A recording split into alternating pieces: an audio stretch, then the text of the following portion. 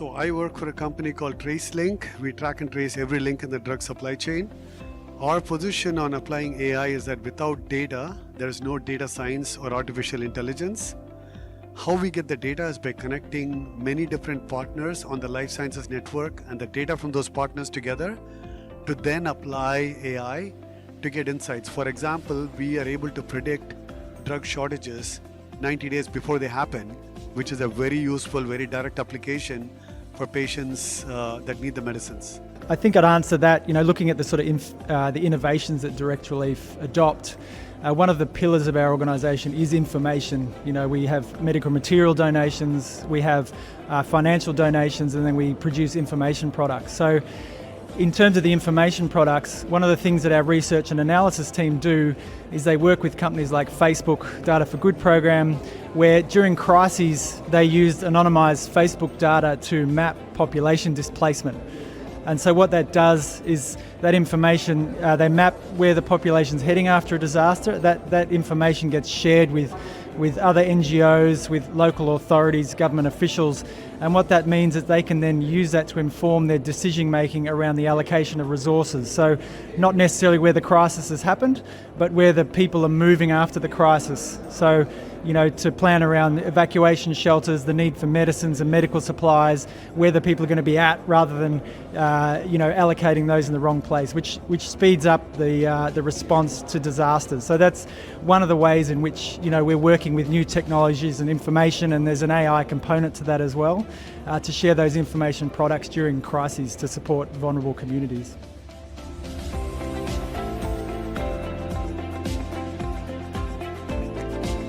Across our network, I think Tracelink is very, very critical and helpful, and even integrated planning, business planning that I mentioned. So it's a very critical tool, because one number flows across the organization, be it manufacturing, be it supply chain, be it business, be it even human resource, the HR team, the finance team. So everybody sees that one number flowing, one target, one budget that you have to achieve. So it's very helpful, and right planning happens on the ground. As you know, supply chain contains multiple nodes, right? You have the material side from the suppliers, you have the manufacturing node, then you have from manufacturing to the DCs, and from the DCs to the customer side, right? There are multiple loads, and you have material flow, information flow, everything needs to be tracked.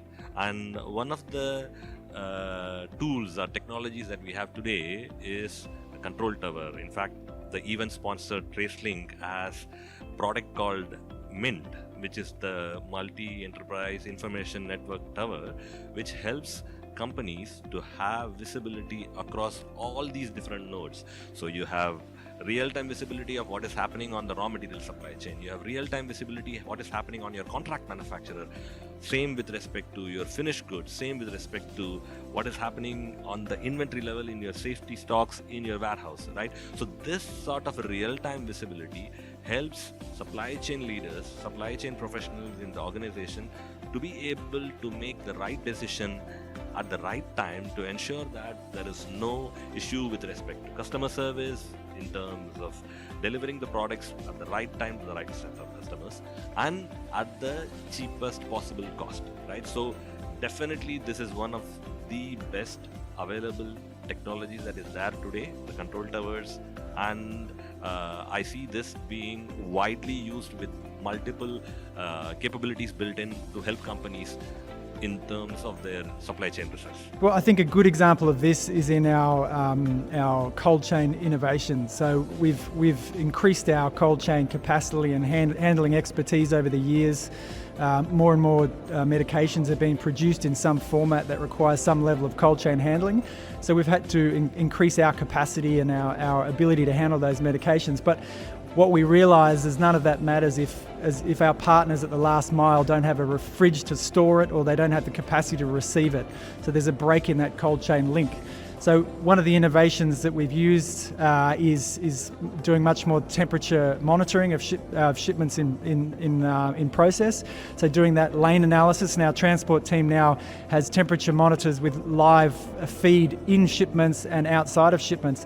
And a good example of how that works is in certain countries we've been able to map the supply chain, and we understood that some of the key cold chain infrastructure at the airport where we land that shipment is actually not within the temperature range. So knowing that it actually sits above 12 degrees, in the past it would have meant that we just stop shipping there because we wouldn't be able to ensure the quality of the shipment gets to the destination. But now we're able to understand that's there and then mitigate that risk by packing the shipment accordingly and working around it. So it means we can then get those vaccines and insulin or whatever cold chain drugs to the communities that need it.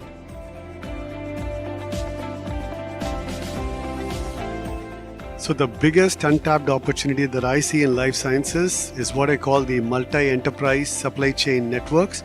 What that means is most companies today are still focused on the data within their four walls and getting to one ERP system, but that's very internal enterprise focused.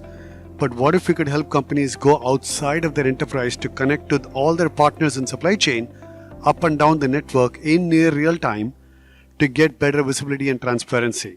So that's the problem that Tracelink is solving now on top of our Track and Trace Foundation with a product called Mint, Multi-Enterprise Information Network Tower, so that companies can finally jump out of digitalization being a buzzword and make it a reality with all their partners on the network.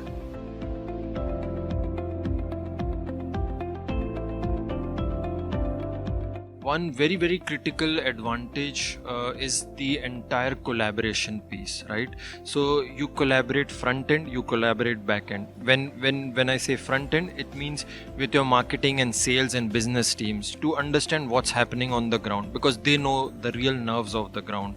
So they collaborate and they give us the information real time, and with that real time information we can pass it on to our manufacturers, we can pass it on to our CMOs, we can pass it on to our 3PLs, or I can even extend to our vendors and partners, right? So for APIs, for excipients, those with the high lead time, they can start planning and they can start even kind of keeping the raw material, the KSMs ready, so that whenever we place the purchase order or the order, it just goes away, right? It just flies. So it crunches the lead time, and hence the biggest advantage is you can manage with lesser inventory.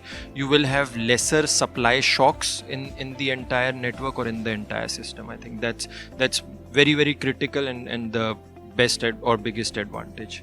The world is not back to pre-pandemic situation before. Pandemic is not just a one-off thing, right?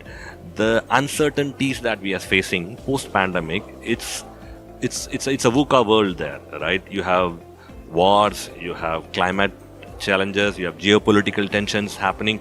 So whatever we are seeing as challenges today, I see them to continue in a foreseeable future. And companies which have not adopted technologies will be left behind, right? So it is in the best interest of companies to stay competitive in the market, to adopt these technologies. It is, take a particular case of a company having the control tower at their end, which is monitoring their shipments from the manufacturing side to the market. And if the control tower is able to predict, let's say, potential typhoons in the market and advise the team, probably a couple of weeks earlier, the team is smart enough to reroute the vessel to the destination in a different way and still meet the service level that they have promised to their customers, right? So it is extremely important for companies to adopt technologies to stay competitive in the market, and this will help them to better serve their customers at the least possible cost for now and the foreseeable future. The shocking data point is that companies that are digitally integrated with their partners are 85% more efficient with running their business, because they know what's happening in their supply chain at their partners. They're able to make better decisions faster and be more responsive to patient needs. So in my view, from a Tracelink standpoint, getting better visibility across the supply chain is a huge competitive advantage at a time when pharmaceutical supply chains are still being run on Excel sheets.